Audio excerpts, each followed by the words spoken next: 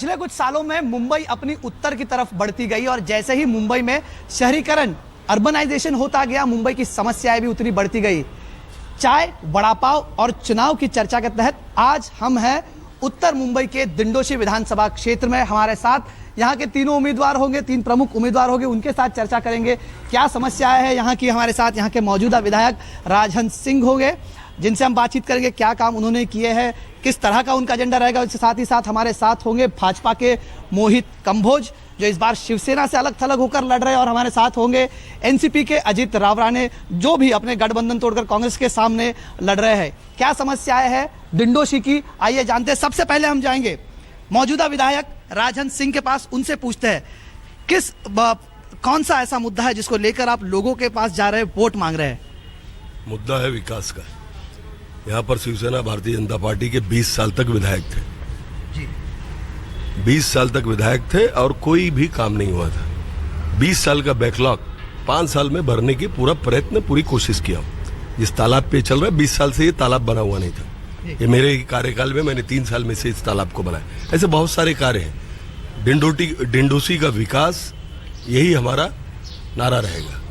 जिस प्रकार से 20 साल तक यहाँ पर सेना भाजपा का विधायक रह के कोई भी काम जिस प्रकार से होने, यहाँ पर बुनियादी सुविधाएं नहीं थी जी। पूरे डिंडोशी विभाग में आप समझिए कि 95% स्लम है, 5% से बिल्डिंगें, इमारतें हैं। बुनियादी सुविधा नहीं, जो कि शौचालय, गटर, पानी, ये बुनियादी सुविधा होनी चाहिए थी, वो नहीं थी। उसे पूरा करने में पूरा समय जा रहा था। मोहित कंबोज आपके पास आते हैं, आपसे जानते हैं। 20 साल तक आपके गठबंधन के यहाँ पर विधायक थे। भले ही आज आप गठबंधन के साथ नहीं लड़ रहे हो, लेकिन भाजपा और शिवसेना के यहाँ पर पहले विधायक हुआ करते थे, कुछ काम नहीं किया। ये कहते हैं कि सिर्फ इन्होंने ही काम किया, 20 साल का काम 5 साल में कर दिया। देखिए, लास्ट 20 साल से बीजेपी का यहाँ पे विधायक नहीं था, सेना का विधायक थे। 24 साल से 25 साल से तो हम यहाँ पे लड़ ही नहीं रहे। लेकिन तब तो आप साथ थे। साथ थे, आपकी बात सही है, लेकिन उसकी नाराजगी जो शिवसेना ने काम नहीं किया, या जो हमारे बड़े भाई 5 साल से यहाँ पे बोलते उन्होंने कार्य किया है, वो कार्य सबके सामने है। क्या कार्य हुआ है, क्या कार्य नहीं हुआ है। जिस हिसाब से मोदी जी डेवलपमेंट की बात बोलते हैं, देश में अभी डेवलपमेंट बहुत जरूरी है। महाराष्ट्र में डेवलपमेंट बहुत जरूरी है। कहीं ना कहीं भारतीय जनता पार्टी सिर्फ डेवलपमेंट ही उनका मैनिफेस्टो है। आने वाले समय में आप देखेंगे डिंडोशी को एक विकासलित क्षेत्र बनके भारतीय जनता पार्टी के नेतृत्व में नजर आएगा। भारतीय जनता पार्टी के नेतृत्व में नजर आएगा। एक बात मोहित कंबोज ने कही कि पिछले 20 सालों में शिवसेना का विधायक था, भाजपा का नहीं। तो जो मनमुटाव है वो तो नजर ही आ रहा है कि अलग थलग शिवसेना और भाजपा लड़ रहे, किस तरह से लड़ रहे। दूसरा एक पक्ष हमारे साथ है राष्ट्रवादी कांग्रेस एनसीपी के यहाँ पर उम्मीदवार है अजित रावराणे। आपके सहयोगी दल थे पिछले 5 साल तक, राजहंस सिंह कांग्रेस से लड़े थे, आप दोनों एक साथ में चुनाव लड़े थे। इस साल अलग अलग है। विकास का मुद्दा लेकर जा रहे, क्या वही मुद्दा आपका है? मेरा भी मुद्दा, मैं यहाँ का स्थानिक, मैं यहाँ के कुरार दिंडोशी क्षेत्र में रहने वाला एक ही उम्मीदवार जो अजित रावराणे हैं। और मेरा विकास मेरे कार्यकाल में, मैं 2007-2012 में मैं खुद नगर चौक था, मैं 300 वोट से जीत के आया था, और मेरी वाइफ 2012 में 4000 लीड लेके जीत के आई थी। मेरा भी मुद्दा विकास का है। मेरे वार्ड में विकास के मुद्दे के ऊपर मैंने 2012 में अच्छी तरह से लड़ाई रख के लोगों के सामने रख के मैं अच्छा वोट लेकर जीत के आया है। मैं एक वार्ड पकड़ के नहीं बैठा, पूरे दिंडोशी क्षेत्र में हमेशा मेरा काम चालू रहता था, हमेशा काम किया है। और मैं एक ऐसा उम्मीदवार है जो दिंडोशी क्षेत्र में रहता हूँ। तो स्थानिक उम्मीदवार का यह कहना है, चुनाव का मुद्दा है, विकास का मुद्दा को लेकर बातें जनता से जानते हैं। जब विकास की बात होती है, क्या वाकई में विकास हुआ है? लोगों से जानते हैं कि वाकई विकास हुआ है यहाँ पर? जी, जैसे कि हमारे विधायक जी बोल रहे हैं विकास हुआ है, ठीक है। तो हम भी पहले हम भी 3000 पे नौकरी करते थे, आज 20-25 हज़ार रुपया सैलरी मिल रही है। तो वो विकास तो धीरे धीरे होता ही रहता है। इन्होंने कहा कि यूपी वालों ने कुछ नहीं किया, शौचालय बांधने का काम यूपी के आमदार ने किया था, गजानन कीर्तिकर जी ने, ठीक है जी। और पानी का सब कुछ व्यवस्था तब से ही है। उसके बाद जो व्यवस्था चरमराई है, वो व्यवस्था कभी सुधरी नहीं। कुछ सड़कें ऐसे हैं, खाली फॉरेस्ट के नाम पे वहाँ नारियल तोड़ा जाता है, लेकिन सड़कें बन नहीं रही है। ठीक है, विकास नहीं हुआ इनका कहना, पहले ही काम हो चुका था, इन्होंने काम नहीं किया। आप मानते हैं इस बात को? नहीं, मैं इस बात को कतई नहीं मानता हूँ। यहाँ पर बहुत सारा विकास हुआ है, और ये विकास पिछले 5 सालों में हमारे यहाँ के आमदार राजहंस सिंह जी के नेतृत्व में ही यहाँ पर विकास हुआ है। कई सारी बुनियादी सुविधा यहाँ पर नहीं थी, जैसे कि पानी की समस्या काफ़ी थी यहाँ पर रास्तों की बहुत ही दुर्दशा थी। उन सारों कामों को राजहंस सिंह के नेतृत्व में किया गया है। बहुत सारा विकास राजहंस सिंह के नेतृत्व में यहाँ पर हुआ है। नमस्कार, चाय, वड़ा पाव और चुनाव की इस चर्चा में आज हम हैं मध्य मुंबई के सायन कोलीवाड़ा विधानसभा क्षेत्र में। 2009 के चुनाव में यहां पर कांग्रेस ने सीट जीती थी, लेकिन 2014 में मोदी लहर के चलते यहां पर शिवसेना को काफी बड़ी यहां पर बढ़त मिली थी। आज इस चर्चा में हमारे साथ चारों पार्टियों के यहां पे प्रतिनिधि होंगे, जिसमें उम्मीदवार भी है और उनके प्रतिनिधि भी। कांग्रेस के यहाँ के वर्तमान जो विधायक है उनके बेटे समित शेट्टी हमारे साथ होंगे, जगन्नाथ शेट्टी के बेटे यहाँ के विधायक हैं। एमएनएस की तरफ से हमारे साथ होंगे बाबा कदम, एनसीपी की तरफ से म्हाडा बोर्ड के चेयरमैन प्रसाद लाड, वड़ा पाव और चाय के साथ चर्चा करने के लिए हमारे साथ होंगे कृष्णा नेड़गे शिवसेना की तरफ से। जानेंगे क्या हाल है इस कॉन्स्टिट्यूंसी का, क्या समस्या है, लोगों से भी जानेंगे। सबसे पहले हम जाएंगे जो यहाँ के वर्तमान विधायक है उनके बेटे समित शेट्टी, जगन्नाथ शेट्टी के बेटे। क्यों लोग आपको वापस चुनकर दे? हमने यहाँ पर काम किया है, काम के बलबूते पर सारे जितनी जनता है हमारे पास, जब जो भी हमारे पास समस्याएं आई हैं उनका सबका काम करने के लिए। और मेरे डैडी को बेस्ट एमएलए का अवार्ड मिला है, उसके हिसाब से हम वहाँ पर जो लोगों ने हमको चुनकर दिया है 2 बार, और वो भी सेकंड हाईएस्ट मार्जिन से, उसके बलबूते पर, लोगों के भरोसे के बलबूते पर, हमारे काम के भरोसे के बलबूते पर हम चुनकर आने का। लोगों का भरोसा और काम के बलबूते पर चुना जाएगा, ऐसा कांग्रेस का कहना है। लेकिन कांग्रेस का सीधा मुकाबला होगा इस बार शिवसेना से। हमेशा बीजेपी और कांग्रेस के बीच में मुकाबला रहा है, लेकिन इस बार बीजेपी और शिवसेना चूंकि अलग लड़ रहे हैं, शिवसेना से इस बार चुनौती होंगी। कृष्णा से जानते हैं शिवसेना के, इनका कहना है कि इनके काम के बलबूते पर लोग इनको वापस चुनकर देंगे। क्या शिवसेना सहमत है इस बात से? बिल्कुल सहमत नहीं है। इस एरिया में क्या विकास हुआ है यहाँ के लोगों को आप पूछ सकते हो। कुछ भी विकास नहीं हुआ है, खाली विकास के नाम पे बोला जाता है। 10 साल तो हमारे जगन्नाथ शेट्टी साहब हमको कभी दिखे भी नहीं है इस एरिया में।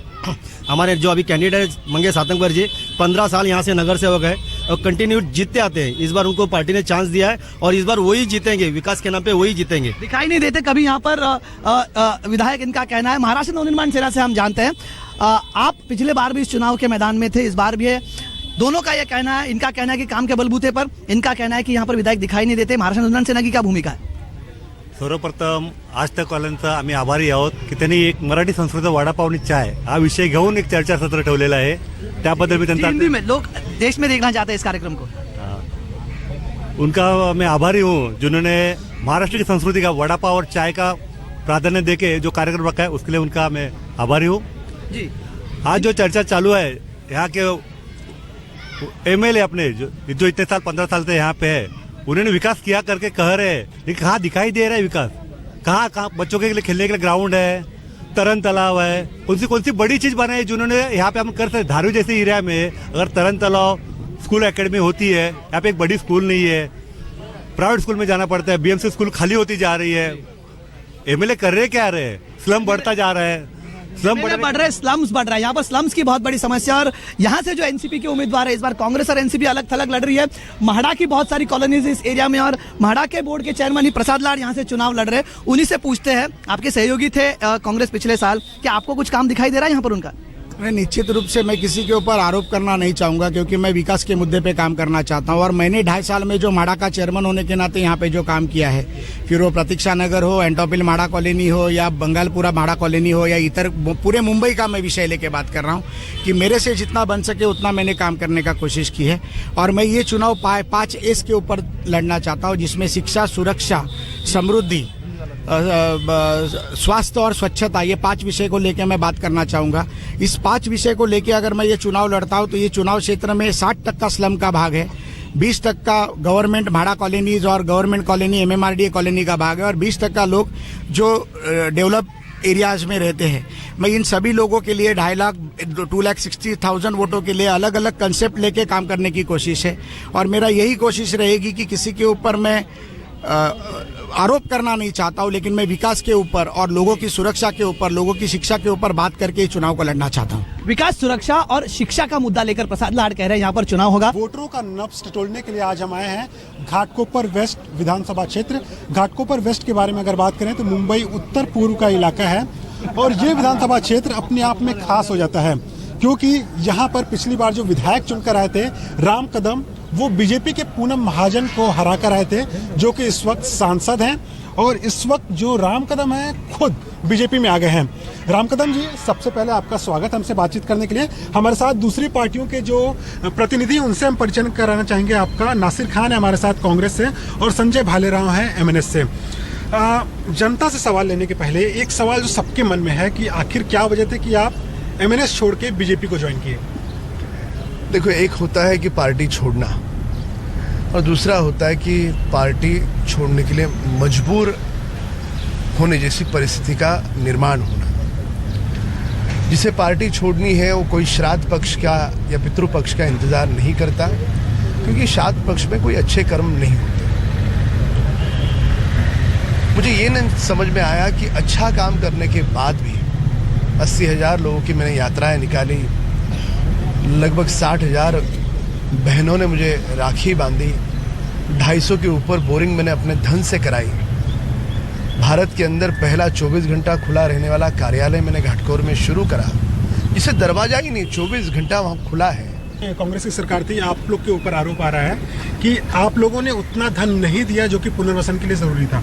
देखिए, धन मिलने का जो फंड मिलना है, जितना फंड दूसरे विधायकों को मिलता है उतना फंड उनको भी मिला है। पूरे महाराष्ट्र में सभी विधायकों ने काम किया है। हमारे इनके पहले जो हमारे आमदार या नसीम खान साहब थे, उन्होंने वर्षा नगर पहाड़ी पर, रामनगर पहाड़ी पर बायोवाटर का काम, शौचालय का काम, सभी काम उन्होंने किया है। आप काम नहीं करोगे और फंड का रोना रोगे तो ये नहीं चलने वाला। आप बोलते हो कि सब काम मैंने अपने पैसे से करवाया है, हमेशा इनका बोर्ड लगता है कि मैंने अपने स्वयं खर्चे से करवाया है। इतना फंड मिलता है। यात्रा किसके पैसे? यात्रा करवाने के लिए, भजन सुनने के लिए या इसे नेक काम करने के लिए हमने विधायक चुनकर नहीं भेजा है। हमने गरीबों की शौचालय की डिमांड होती है, गटर की डिमांड होती है, पानी की डिमांड होती है, उसके लिए विधायक चुन के जाता है। यात्रा तो ये बिना करा सकते हैं, अगर आमदार नहीं है तो भी करा सकता है। अगर मुझे इतना देगा पैसा तो मैं भी कराऊंगा यात्रा। मुद्दा भटक रहा है, इनका थोड़ा अध्ययन कम है। अध्ययन करके आते और बोलते तो ठीक है, पहली बार कैमरा के सामने आने के बाद जो मुंह में बात आए वो बोल करके नहीं चलेगा। अब यही कैमरा लोगों के बीच में, जो राजनीति से जुड़ा नहीं है, उनके बीच में लेकर के जाओ। अरे 250 बोरिंग की है, जो किया है उसको स्वीकार करने में क्या गलती है? विधायक का काम जो होता है रोड गटर का, वो तो मैंने किया ही है। वो छोड़ के भी जो काम किए हैं तो उसका खुले दिल से स्वीकार करना, ये राजनीति के ऊपर उठकर एक अलग उसकी परंपरा है, वो उससे नहीं, उनके समझ में नहीं आ रहा। ये उनका अपना विषय है। एमएनएस के भी प्रतिनिधि हमारे साथ हैं, संजय भालेराव। संजय, ये बताइए कि आपके प्रतिनिधि हुआ करते थे राम कदम, अब वो बीजेपी में शामिल हो गए हैं। अब क्या आपको उम्मीद है कि यहाँ की जनता जो है एक बार फिर से एमएनएस के कैंडिडेट को जिताएगी? बेशक। इथे मैं मराठी में बात करूँगा।